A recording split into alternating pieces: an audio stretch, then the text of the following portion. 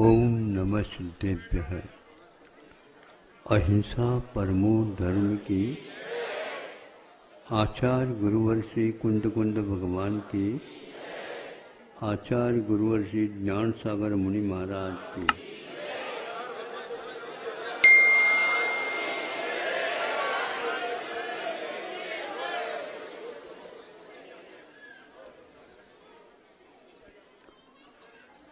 तिरिंचों में पशु और पक्षी और उसमें जलचर, थलचर, नभश्चर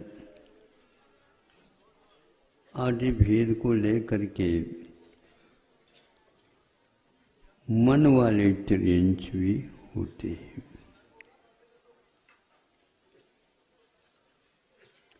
शक्ति के अपेक्षा से वचन बल, मनोबल, काय बल के बारे में सोचते हैं तो एक से एक पशु इस प्रकार शक्ति से संपन्न है, किंतु काय की बल की अपेक्षा से कुछ आगे होते हैं, किंतु कुछ गुणों के अपेक्षा से पशु भी आगे होते हैं। यहाँ तक कि वह मनुष्य से भी आगे बढ़ जाते हैं। वनस्थानों के अपेक्षा से वह भी संयम तक आ सकते हैं। जो नीचे दरी के ऊपर बैठे उससे भी ऊपर आ सकते हैं। तिरिंच भी संयम को धारण कर सकता है, करता है। वह तिरिंच कुछ पालतू होते हैं, कुछ फालतू हो जाते हैं। आपके साथ रह करके, आपको साथ दे करके वे अपने जीवन को भी व्यवस्थित कर लेते हैं, लेकिन हमेशा मालिक के हित के बारे में भी वो सोचते रहते। उनमें से एक प्राणी हमने सोचा कि इसलिए कि घोड़ा होता है, उसके पास बहुत प्रकार के गुण होते हैं। सामुद्रिक यदि है तो वह मालिक को माला माल कर सकता।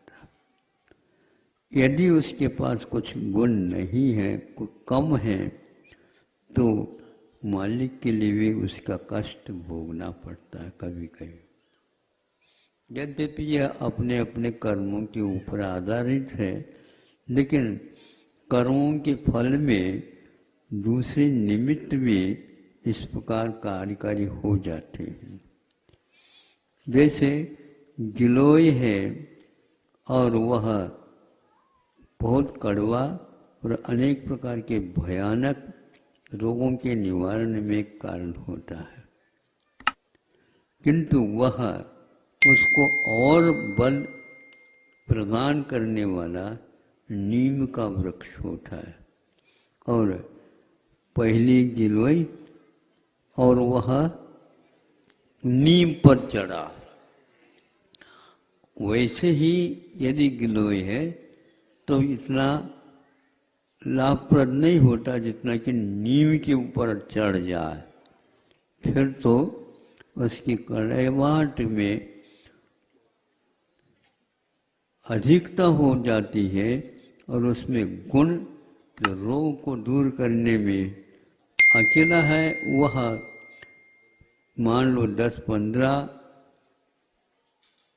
वर्ष तो नहीं कह सकते, महीनों में काम करता, लेकिन नीम पर चढ़ा हुआ गिलोय बहुत जल्दी तीव्र गति से अपना काम करता, ऐसा वैद्यों के ग्रंथों से ज्ञात होता है। यह घोड़ा अपने गुणों से युक्त है, लेकिन उसमें मनुष्य को भी वह एक प्रकार से अच्छे अच्छे साधकों के लिए भी प्रेरणा देता हुआ मिलता है। आपको पसंद आ जाए तो इसको स्वीकार कर लेना। हमें पसंद आता है लेकिन हम पूर्ण रूप में स्वीकार नहीं कर पा रहे हैं, क्योंकि उसका गुण जन्म से विद्यमान है। जब कभी भी किसी भी देश में आप जाओ, घोड़ा इस गुण से कम युक्त मिलेगा। वो क्या है महाराज? उसको आलस तो आता है, लेकिन उस आलस को दूर करने के लिए वो सोता नहीं। आलस को दूर करने के लिए वो सोता नहीं, किंतु वह नीचे इस ढंग से बैठ जाता है या कर देता है, और एक बार वह अपने पीठ को धरती से रगड़ देता है बात, और वह इतने जल्दी जल्दी रगड़ देता है और पुनः खड़ा हो जाता है। इतने में ही, और आप साबुन थोड़ा लगा के रगड़ करके पीठ भी घिस जाए, लेकिन आप कुछ नहीं हो रहा है। एक गुण और है उसके पास, वह बैठता ही नहीं, इस ढंग से तो कर लिया, और सोता कब है ये पता नहीं लगता। सोता कब? हमेशा हमेशा खड़ा ही रह करके वह सोता है। कायोत्सर्ग मुद्रा के धारक वह अश्व है, और वह कभी भी सोता नहीं। यद्यपि श्वान की निद्रा प्रसिद्ध है, लेकिन श्वान भी एक प्रकार से सो जाता है, और वह धरती पर लोटपोट हो जाता है, लेकिन यह नहीं होता। यह सो जाता है और अपने आलस को दूर करने के लिए एक बार इस ढंग से अपने बदन को हिला देता है। आप उसकी नकल नहीं कर सकते, ध्यान रखो। ऐसे हिला देता है कि वह अपने आप को रोमांचित कर देता है। फिर उसके ऊपर कोई खरारी वगैरह लगाने की कोई आवश्यकता नहीं पड़ती, और हमेशा हमेशा वह अपने पैरों को भी टिका करके खड़ा नहीं रहता। एक ने एक पैर उसका ऊपर उठा हुआ रहता, मैं तैयार हूँ सवारी के लिए भी और भागने के लिए भी। बहुत सारे गति संपन्न पशु पक्षी होते हैं, किंतु कोशकार ने उसका नाम रखा आशुग। आशु मैंने शीघ्र गच्छति थी आशुग। वह दौड़ लगाने में इस प्रकार माहिर रहता है, खाली अकेला नहीं, उसके ऊपर कोई सवार भी हो, मालिक बैठा हो, उसको भी सुरक्षित रखता हुआ ऐसा वह दौड़ लगाता है। वायु के समान दौड़ने की क्षमता उस आशुग अश्व के पास है। निद्रा कभी भी नहीं लेता। तीर्थंकरों के बारे में हम सुनते हैं, उनको भी कभी कभी निद्रा लेते हैं, लेकिन कैसे लेते हैं? खड़े खड़े भी कायेश्वर के भी समय पर लेते हो या अलग समय में कुछ लेते हो, लेकिन निद्रा के विषय में विशेष कहीं किसी पुराण ग्रंथों में कथन नहीं मिलता। इस प्रकार हम निद्रा विजयी कह सकते हैं, लेकिन उनको निद्रा कर्म का बंध ही इस प्रकृति का होता है, जिससे उसे बहुत सारी निद्रा के लिए समय निकालने की आवश्यकता नहीं पड़ती। ऐसे कौन से कर्म का उसका बंध है? तो वह निरालस का प्रतीक होता है। ये बात अलग है निद्रा अनिवार्य तो नहीं, लेकिन आवश्यक है कुछ समय के लिए। उसके द्वारा स्फूर्ति का एक नवीन जागरण होता है। आहार करने के उपरांत आप लोग थोड़े बहुत बहानेबाजी करते हुए नहीं समझे, किसी भी प्रकार से एक बार लुढ़क जाते ही, और ये भी कहते हैं थोड़े से आड़े हो जा, आड़े हो जा, आड़े हो जा या सुस्ता दो, थोड़ी सी कमर सीधी कर दो, मतलब टेढ़ी है। इसका अर्थ यही है। इसका अर्थ ये हो गया, कमर सीधी करो का अर्थ अपने आप में बहुत महत्वपूर्ण है। मुनि महाराज जो है कभी भी उल्टे भी नहीं सोते और चित भी नहीं सोते, आगम की आज्ञा है। अब ये बात अलग है कि शुरुआत से यदि मान लो अभ्यास हो चुका है, उस अभ्यास को मिटाना बहुत कठिन है। कब वह सीधे यूं आ जाते हैं ये पता नहीं लगता, फिर कहा जाता है कि भैया सीधे नहीं हुआ करते, कब हो जाता मुझे पता नहीं। पता कैसे नहीं है? दंड रखो, अपने आप ही ठीक हो जाएगा। यदि हम दंडित कर दें तो अपने आप ही कमर सीधी हो जाएगी। करवट के माध्यम से सोने से वे करता।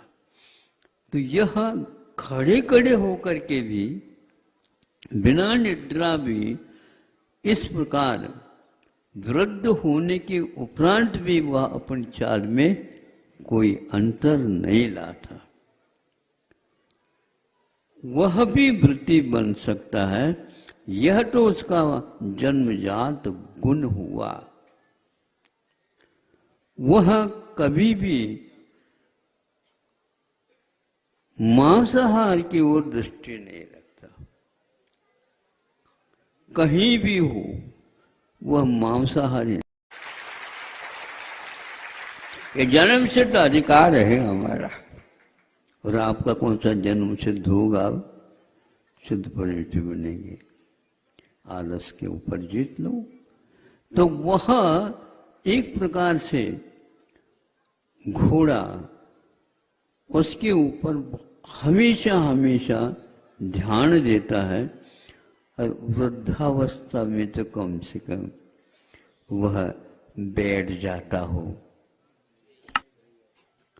इतने व्यक्ति बैठे, थोड़ी सी कहावत तो बाद में। अभी आप लोग कई घोड़ों को देखा होगा, जीवन में कभी वृद्ध होने के उपरांत तो सो जाए नहीं। एक संकल्प के धनी है वो, संकल्प के धनी नहीं, उसके पास ऐसी प्रकृति है। आप लोग भी ऐसा ही कुछ कर्म बांध लो, ताकि जब दीर्घ संगठन मिल जाएगा उस समय में भी हम सोएंगे नहीं। और निद्रा देवी यदि आ भी जाती है, हे देवी, हमारे यहाँ देवियों का कोई भी प्रवेश सुने होता नहीं। दूर रखो, उससे दूर रहता है। ये भी कहा गया है, निद्रा खाए हुए अन्न के पाचन में भी सहयोग देता है। तो सबसे ज्यादा हैवी चना चबाने वाला वह घोड़ा है, लेकिन चना को भी वह चट कर देता और पचा देता है, और बिना निद्रा के। इस प्रकार अप्रमत्त का प्रतीक है वो। अपने यहाँ दो ही आसन तीर्थंकरों के पास होते हैं, एक पद्मासन और एक खड्गासन। दूसरा कोई आसन नहीं लगाते तो ऐसा लगता है यदि वो कभी निद्रा का सेवन करते हैं तो पद्मासन और खड्गासन में ही लेटे होंगे, ऐसा हमारा विचार है। तीसरा कोई आसन नहीं लगाते। ध्यान के काल में तो शयन के काल में इसी प्रकार करने में कोई बाधा नहीं होती। इतना अवश्य है वो विहार भी करते हैं। उपवास हो तो भी विहार करते हैं। 6 महीने तक उपवास होने के उपरांत भी वह विहार करते हैं। विहार इसलिए करते हैं कोई व्यक्ति उनके साथ मित्रता न कर ले। हाँ, एक स्थान में रहने से और वहीं पर आहार वगैरह होने से, नहीं समझे है? नहीं, एक स्थान में होने के उपरांत भी वो दृष्टि का त्याग हो जाता है। हम कोई संकेत नहीं देंगे, उसका आप संकेत कोई लेंगे भी नहीं। इस प्रकार वह घर में है होते हुए भी निमंत्रण और आग्रह यहाँ पर नहीं चलता, यहाँ तो सत्याग्रह है, सीधी सीधी बात। अथवा सत्य का आग्रह है। सत्य किसको बोलते हैं? आगम। बाकी सारे के सारे असत्य के वहन करते हैं, लेकिन आगम में कभी भी असत्य का प्रयोग नहीं रहता है। इस प्रकार वह तीर्थंकर भी निद्रा को विजयी करने के लिए भी कठिन कठिन स्थानों में वहां पर जाकर के खड़े हो जाते हैं या बैठ जाते हैं। वर्षा योग में भी ये उनका प्रतिमा योग 4-4 महीने 6-6 महीने तक लगातार होता जाता है। बाहुबली इसके लिए उदाहरण है। बाहुबली वह आहार के लिए भी नहीं उठे, निद्रा की तो बात ही नहीं, क्योंकि भोजन करे तो निद्रा है। लेकिन उनका इतना कठिनतम संकल्प था कि मैं बैठूंगा नहीं, सोऊंगा नहीं। बस खड़े हो गए तो खड़े हो गए, ऐसे अड़ गए, नहीं समझे जब तक नहीं मिलेगा तब तक दूसरा कोई कार्य नहीं। धन्य है। इस प्रकार निद्रा कर्म तो प्रत्येक के पास रहता है, लेकिन महाराज क्या करें, निद्रा कर्म का उदय है, ऐसा नहीं कान पकड़ करके यूं थोड़े से कर लो, निद्रा भग जाएगा। अच्छे ढंग से कर लेना, नहीं तो दूसरे कोई भी के हाथ में दे देना। कान यूं फेर लो, हाँ, मोड़ो मोड़ो तो है, लेकिन तोड़ो नहीं उसको, उखाड़ो भी नहीं। अपने आप ही उसमें कुछ बिंदु पॉइंट्स हैं, उसके द्वारा निद्रा वहां पर रह ही नहीं सकती। ऐसे कई स्थानों पर लिखा गया है कि एकांत में बैठ जाओ, पक्का है निद्रा आपके पास नहीं आएगी। क्योंकि एकांत में जाने से अब हमारी रक्षा कैसी होगी? अरे यहाँ पर तो सर्प भी आते हैं, लगते हैं। कैसे?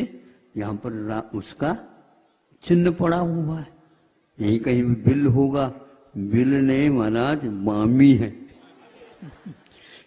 एक नहीं, हजारों उसमें रह सकते हैं।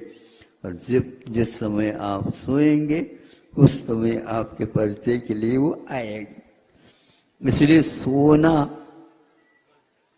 किसी ने कहा कि हाँ बताओ क्या, मैं बहुत थक गया हूँ, बहुत परिश्रम हो गया है और नींद तो आई ही नहीं 2 दिन से। हाँ हाँ ठीक ठीक, कोई बात, हमारे थोड़े बहुत प्रबंध हो तो बता दो। हाँ हाँ सब प्रबंध है, आप सो जाएंगे, कोई उठाओ नहीं, यही इनको थके हुए हैं। हो गया। धीरे से कहा, देखो कहता हूँ यहाँ तो बहुत अच्छा है, लेकिन 3-4 बिल है।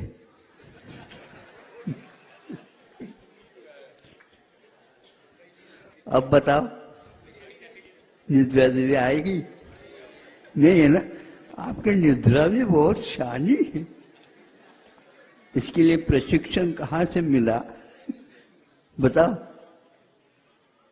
अरे अपनी रक्षा जहां पर नहीं है वहां पर कैसे?